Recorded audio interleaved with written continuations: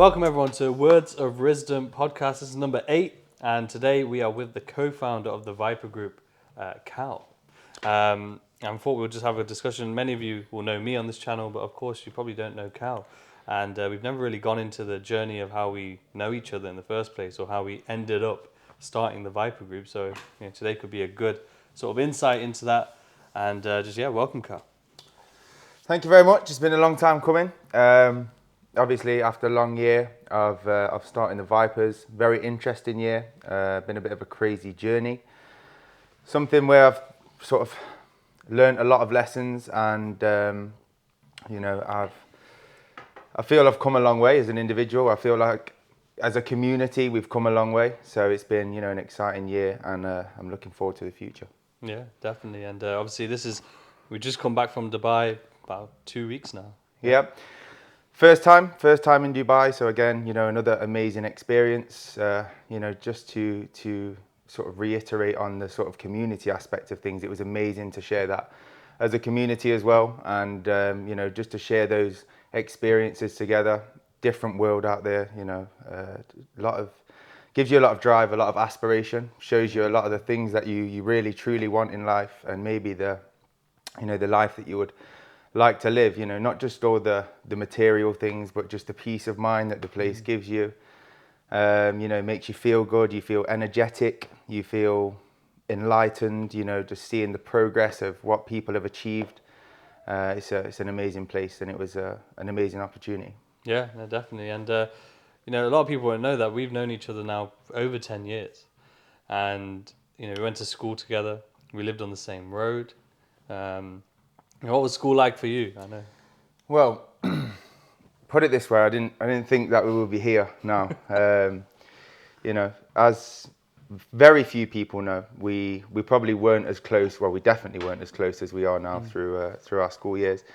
And as you said, only living a few doors down from each other. It was a bit of a strange scenario, really, because we had similar sort of friendship groups, but us individually probably weren't the closest of people. Now, school for me was something that I wasn't wholeheartedly invested in it, in terms of I was only interested in the things that I wanted to be interested in. Yeah, I think we're all a little bit guilty of that. From time to time, yeah, PE. You give me a football, you give me something to run around after. I really enjoy it, as you know, still do to this day, although I'm slowing down in my old age. But academically, was I somebody that was, a proper book basher, if you will? Absolutely not, And I was somebody that had the school report of always easily distracted, Same. Nice guy, but easily distracted, and probably been guilty of that throughout my life a little bit, and struggling to, sometimes, certainly through my early adulthood years, like just struggling to find out like really what I wanted to do. And that's probably where we made that connection. I can remember as we talk about and we share this story with some other people from time to time, like that one party that I saw you at as a friend. You weren't drinking, you were right on the ball, you knew what you wanted from life. I think by that time you'd probably started 1 or 2 businesses. You were in a phase of your life where you were overcoming a lot of fears, which has probably been the journey that I've sort of gone through in this past year, as we speak about sort of off camera, the journey that you've undergone is something that's probably made you who you are today, in terms of the resilience and things like that. And I always thought I wanted something like that, but it's like one of those things where you need somebody to kick you through the door. You need somebody to say, go ahead, go and do it, make it happen. And I remember, just to touch back on that sort of party when you were there, and I was always somebody who wasted my money. Yeah, I was somebody who went out, I bought nice clothes, I did nice things, I had nice cars from like the age of 17 and onwards. And I remember you saying to me, like, what are you going to do with all these belts? What are you going to do with all these T-shirts? What are you going to do with all these cars? And it was quite funny at the time, actually, because I think you did actually have a nicer car than me. But you were at a place in your life which was a very stable and driven. You might not have been exactly where you wanted to be in your life, but you knew what you wanted from life. And I was probably in a phase of self-discovery at that point, yeah, without realizing. But on reflection, it's something that it's something that definitely had an effect and definitely sort of pulled us a little bit closer, because I think then moving on a little bit down the line, obviously you sort of came into, I think I caught up with you actually when you had the shop. I caught up with you when you had the shop and you were sort of going through that sort of area of your life. You know, I'm not sure if you've explained to people before, but it probably didn't work out how you wanted it to be. But again, showing that resilience, bouncing back, not quitting at the first opportunity, not just in trading, but in the experiences that you've had in life. And I would say that that's something that I probably envied of you. You know, that strength, that ability to go wholeheartedly into things. At the time, as I always sort of remind you of, the ability that you had to be consistent through your gym workouts, the way you worked out 3-4 times a day, fasted, like you were just crazy. You were on some crazy stuff, which was something that, I needed that discipline in my life. Yeah, and you know, they always sort of, there's that saying that you're a product of your environment. Yeah. And maybe I was in the wrong environment for what I really wanted to be. Yeah, deep down, what I really wanted to be. And so then you gravitate towards people. And I think we gravitated towards each other in a way that you'd gone off at this point and you'd sort of, you were working at another trading company. And I just got into trading for complete wrong reasons. But I think that the fact that I could sort of rely on you as somebody who had been on that journey, somebody who was resilient, and for me, that sort of social proof of the fact that I'd seen you be resilient through difficult situations before, is something that, you know, where I felt that I could trust you. Yeah, before we were even the closest of friends, and then it sort of just grew from there. The trading journey went on, growing sort of closer. Then we went on to teach those people for free, and you know, it just went on from there. That's it, yeah. And then you know, sort of touching back on those different businesses, or even in school, for example, like we were in that class or in that bracket of, you know, sort of counted out by teachers. That was a very similar. It wasn't like we couldn't apply ourselves. We just didn't want to apply ourselves in that manner. You know, it wasn't really suited to our mindsets and the way that we think and the way that what motivated us. So we were like kind of casted out as, you know, you're not going to do well. Yeah, you know, you're not going to go to college. You're not going to go to university, even though that wasn't really motivating anyway. It wasn't really, for me, I never had the vision of going to college or going to university. It was kind of just like, that's the blueprint that everyone knows. A stepping stone, almost. And I remember specifically a teacher. Who was your tutor? My tutor was actually a chap called Mr. Whitehead, which I'd actually saw not long ago, a few weeks ago, in there. And to be honest, I knew it was him because I could just recognise his voice. He had this distinct Yorkshire accent. Although he'd put on a phenomenal amount of weight, I could not believe it. He was like all puffed up, and he was a really nice guy. It was actually my head of year that was the one that was the real doubting person. You know, I remember saying, "You're not going to go anywhere. You're not going to do anything." And at those times, it was just like, I don't really care what you've got to say, because that's what it was like. So I had like it was a food tech, so like a person who's teaching, food basically. And I remember her saying to me, "You're going to be a failure." Yeah. And I remember thinking in that moment, as a 14-year-old, like, how can you say that to a student anyway? Yeah. No matter even if I'm doing something bad, how can you say that to a kid, right? It didn't faze me in the sense that, I believe this person, but it was like the second sort of thought, especially being at that age, was like, you're a food tech teacher. Like, what the hell do you know about success anyway? You know what I mean? Not that it's not a respectable profession, but it was like, honestly, it was like, you've been a food tech teacher your whole life for 40 years. What are you talking about? Yeah. And I remember that was kind of like a motivating factor. You know what I mean? Like being told you're going to be a failure by someone you don't really like anyway. You don't really care. You don't respect. So therefore, it's like, prove them wrong. So after leaving school and still, I went to sixth form for 1 year. And also to just keep my mum happy and stuff. Yeah. But then I just knew I didn't enjoy it, and I knew that I was not motivated to go university. I wasn't going to go for the sake of going, especially when I didn't know what I wanted to do. So then I left, and then I started doing all these different businesses, working in different jobs. And each business had the idea and the fantasy of what everyone assumes business is about, like just money and freedom.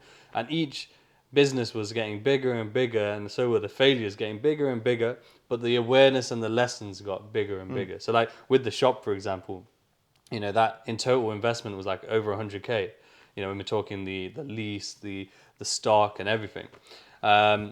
And I remember going into that shop thinking, there was a big tie to that shop because my dad used to own it. So it was more like part of legacy. It was always part of my vision as a kid growing up that I want to own that shop. So I got it. And by this point, there's loads of other factors that were involved in terms of why it didn't do well. But a lot of it came down to just my fantasy of business. My idea of, okay, when I own this shop, before I even started, I was like, within a year, I could probably buy 2 more shops. And then, so instantly, I was just not even thinking about what it's going to take for this or having a plan for this particular business. It was like, how am I going to grow it? How am I going to make loads of money? You're already thinking about franchising it, honestly, or so on and so forth. Yeah. I was just thinking about money. I remember I was looking at cars. I was like, oh yeah, I'm going to go get this car. As soon as I started the business, I was like, I'm going to go get this car. Because now I'm a businessman. Yeah. And I instantly learned how, there's very strong principles of just focusing on the positives. I was just focusing on the positive side of owning a business or having that sort of, that freedom, if you will, but really not realizing that having a business takes away your freedom more than having a job. Couldn't be further wrong. And definitely for me, being my first experience in the business field, it has gone extremely well for us. In a way that we haven't had any major downfalls. Okay, in terms of like the overheads are relatively low because we don't have a premises, we don't have a lease, we don't have stock. So with it being something which is so lean, it's almost going to stack the odds, a lot more in your favor. But expectation, you couldn't be further wrong. Thinking back to when we first started, we were doing 12-hour days, back-to-back one-to-ones, endless, 7 days a week. And you have this fallacy that you have your own business now and you're going to turn your phone off and you're just going to be jet setting and you're going to pay somebody to just run it for you. And then the people that you employ or the people that you think you can sort of put that omen on are not up to your standard, and then you start to realize what it really entails and the sacrifice that it really takes. And the sacrifice is, let's not forget the tax and the VAT. The tax. Half your money's gone. You're already thinking about again, you're just seeing the green, you're just seeing the money, and you're just not even thinking about, like you say, the tax, the VAT, going back and even things like where we had to go back and do every single invoice, get everyone's address that had joined, and like just all of these nitty-gritty jobs which you don't see are very emotionally taxing and time taxing. But equally, they are very valuable lessons. Yeah. And I think the most valuable lesson that I've learned is the way to sort of manage people appropriately in a way that you learn. Everyone is so different. Okay. So everyone's going to react to situations differently. People have different tolerances, different interpretations of how sort of you're trying to say something. Somebody might think that you're singling them out even, or something like that. Just from having to deal with like a big number of people. So I think the valuable lesson for me has been like just to see the negatives before the positives. Before doing anything, like, because naturally as humans we just see positives. We just see dollar signs, or we just see how great this would be. How great is it to go and even to go and buy this, and then you buy it after and you never use it. How great is it? I'm going to go and sign up to the gym now. I'm going to be massive. I'm going to be exactly like Arnold Schwarzenegger, and then after a month you can't be bothered to go anymore. So on and so forth. We just see and we just live in this little bit of a fallacy of what's real and what's a dream. It's very true. And, like it's the same with anything you do in life. Like you say, like you just look, instead of focusing on the positives, focusing on the negatives is never going to have drawbacks, right? You're going to have a better awareness and a more balanced point of view going into something. You're not going to be shocked or sort of taken aback by something that you didn't expect. Obviously, there'll still be things maybe that you didn't think of that were a negative, but yeah. So like with that business, funnily enough, the interesting thing is I started that business, and literally a month after I started is when I found trading. So therefore and then with trading, my passion was actually real. You know, I feel with the shop, it was the whole fantasy of business, and then also that The sort legacy. of fulfillment of the legacy. So that's where like that came in. But the actual passion started with the trading. So as soon as I started this business, suddenly my passion's alive for trading. So I'm trying to learn so it was a good opportunity to be able to learn whilst I'm there sat in this shop. And that's where I actually started doing like the 100-day challenge when I was there, where I was working 100 days straight, working out 100 days straight, no days off. And it helped in that line to get focused on trading. So there was that positive there too. But yeah, that's when I got into trading. And then from there, I yes, probably was quite lazy and trying to flip £1,000 account and so on, like the classic journey at the very start. And then a couple of years went by, I got married, had a kid, started working at this other firm. And obviously that's where, I think, again, like you said, you came into the shop, we would maybe message online here and there, very, very much here and there. But as you said, that conversation at that party has always, and for me, it's always been that moment where we kind of connected. Yeah, yeah. And that's kind of what kept the door open.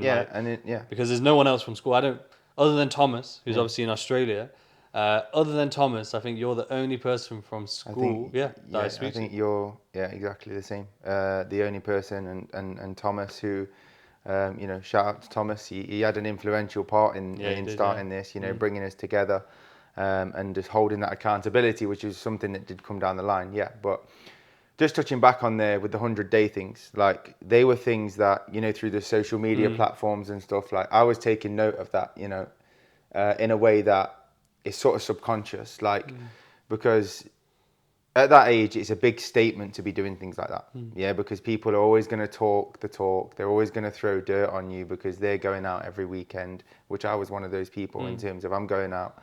But a very select few people admire that as a trait. Yeah, and as the ability to be different and be proudly different. Yeah, and be resilient in a way that you're not letting the noise, the basically the bullshit come in, which you don't want, right? And you're going to smile through that. You're going to, you're going to continue to do what Riz wants to do. And so those things were probably influential in sort of making that connection again. And, that's thankfully it's been a great thing moving forward. We've had grown a great relationship through testing times, which the majority of people, there's that old saying that 90% of, is it 90 or 95% of friends in business, they fail. Yeah. And that's probably because of maybe people say that they've got similar visions, but maybe they haven't. Yeah. What people say and what they do is very different. Their values are probably, again, what people say they really value and what they do actually value is very different. Yeah, we've found that out with, even, individuals we've dealt with. We've found that out through, a number of different variables since starting this business. And I think we're in a fortunate situation where we sort of built that trust very quickly, and we were faced with a lot of challenges very quickly. So it sort of tested it, boom, straight from day one, and that sort of set the tone. And it's important that we just keep driving forward, keep driving through that, and just keep moving forward. That's it. And it's very true. Like when we started, it was like I was in Dubai, and I remember I called you saying, let's do it. So I remember it actually stems back to, before that, when you were first sort of getting into the trading, I remember you saying to me one day we should start Knots FX or East Midlands FX, something like that. And even though it was a joke, that was on the way. And even though it was a joke at the time, it always stayed with me. So then I remember when I was looking to then move into this sort of field, I remember calling you and saying, hey, we're ready to start, let's do it. And then we sat down. I remember we created the whole brand, created the whole model in a week, and then got started. Like there wasn't any sort of hesitation. It was just, let's do it.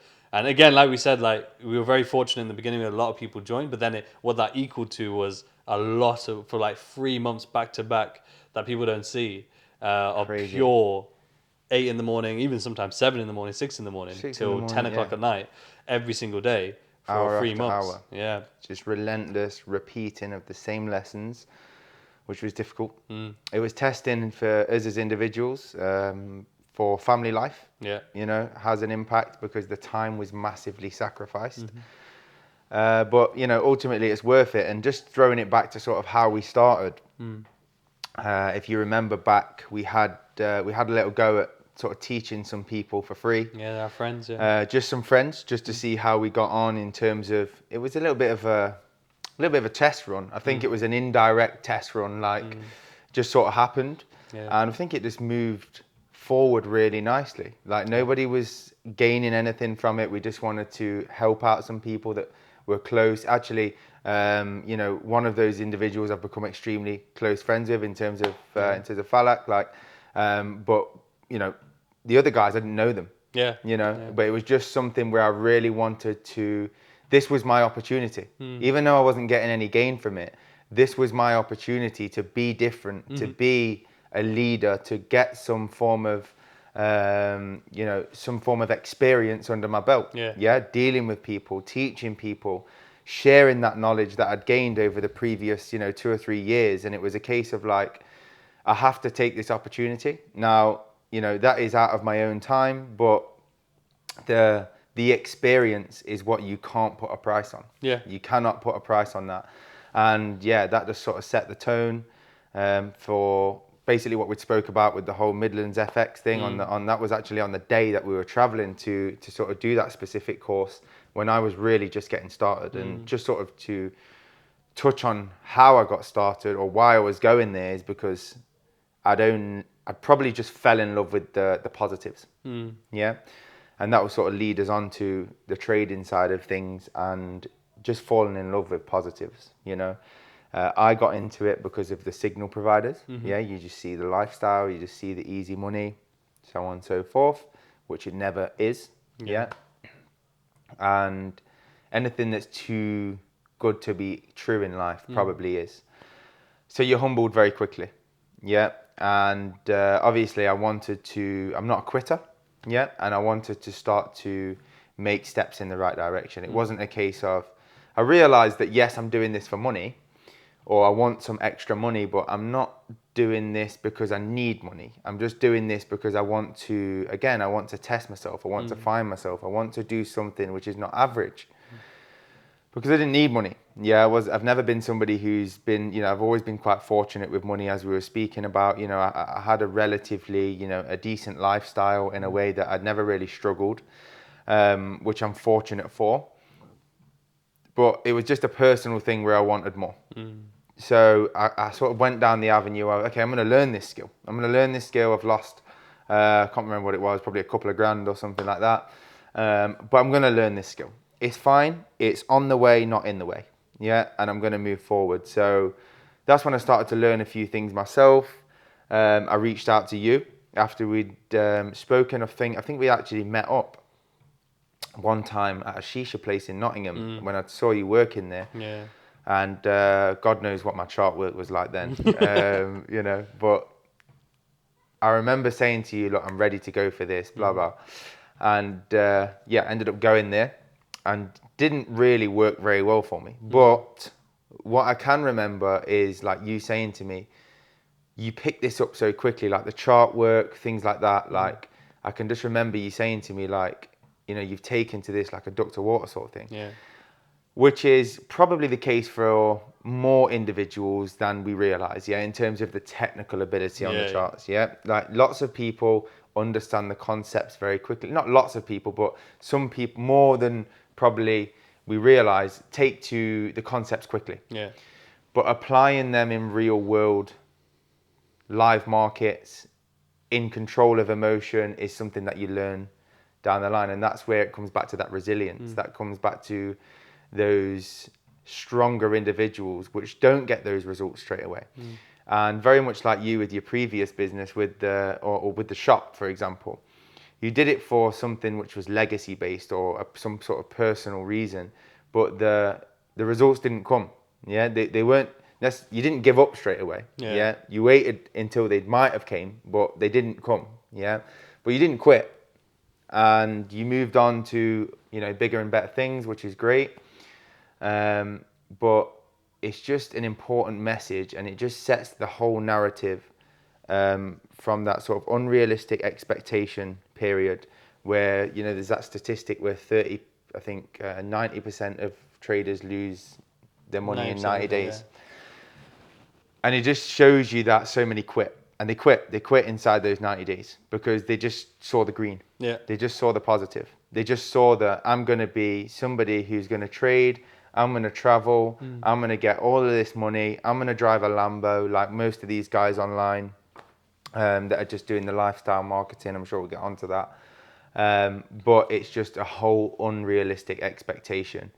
And it goes the same for business. It goes the same for trading. And the only way you work through that is just through experience and losing in business, losing in life, losing in trading. Yeah. Just gaining that experience, which you can't put a price tag on.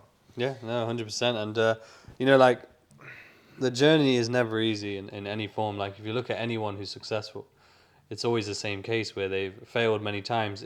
Sometimes in different, you know, industries, different professions. But a lot of the time, it's when they have found their passion, they still fail. They don't just find their passion suddenly, because they're passionate about it, they do well. Yeah. They may even be highly skilled or very talented, but even then, they all, whether it's actors, whether it's, you know, basketball players, football players, it's a constant, you know, as you say, experience builder, getting that experience of losing.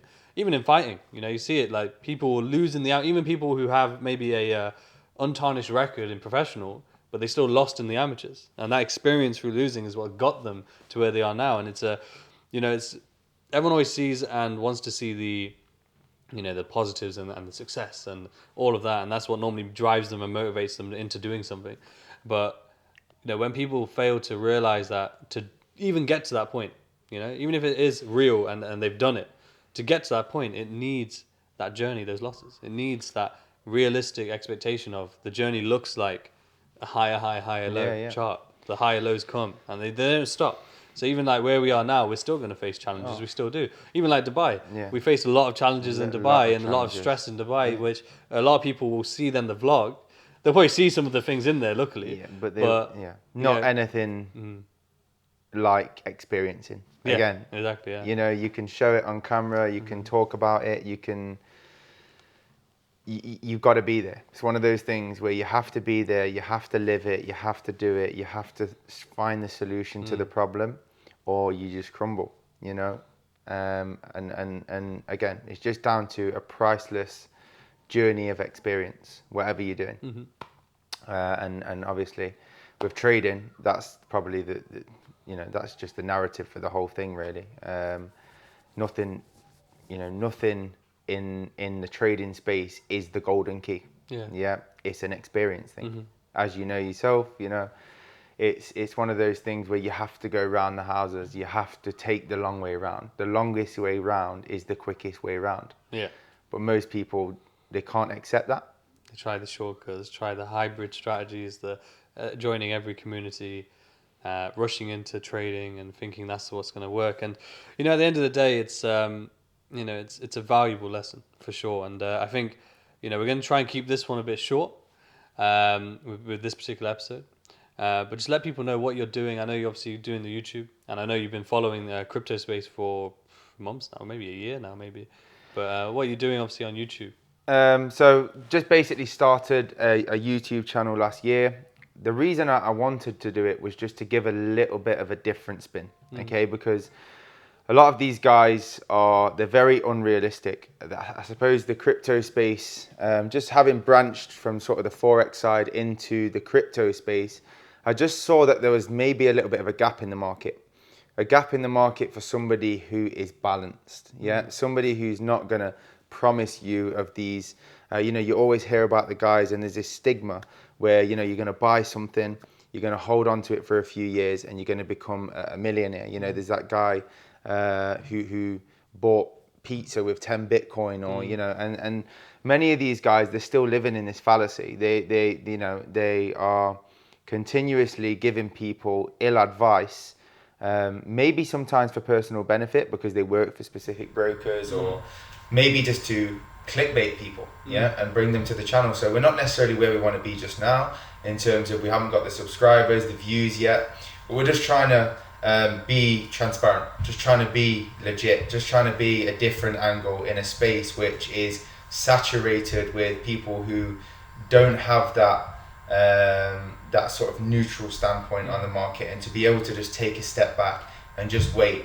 We've been following this journey together, and sort of as a community, and we waited like 9 months for a buy, and then we've waited now another 4 months for a buy. We'll wait another year if we have to. So something that is worth tracking. We are tracking it through the Road to 500k series that I started doing sort of the end of last year on the sort of YouTube channel, and just branched into an area that I feel needs somebody that's balanced. It needs somebody that's gonna give you that ability to just step back and just say, okay, just be patient, just wait for the opportunity, and that will be much more lucrative if you just give the markets the appropriate time to come to you. Definitely, and it's gone really, really well from what I've seen, and some really amazing calls, even still ongoing, calls that are being made, and I know that you share a lot of Chartwork with Vipers as well.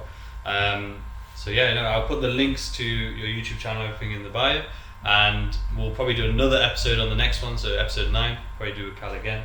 And well, thank you for tuning in, and we'll catch you on the next episode.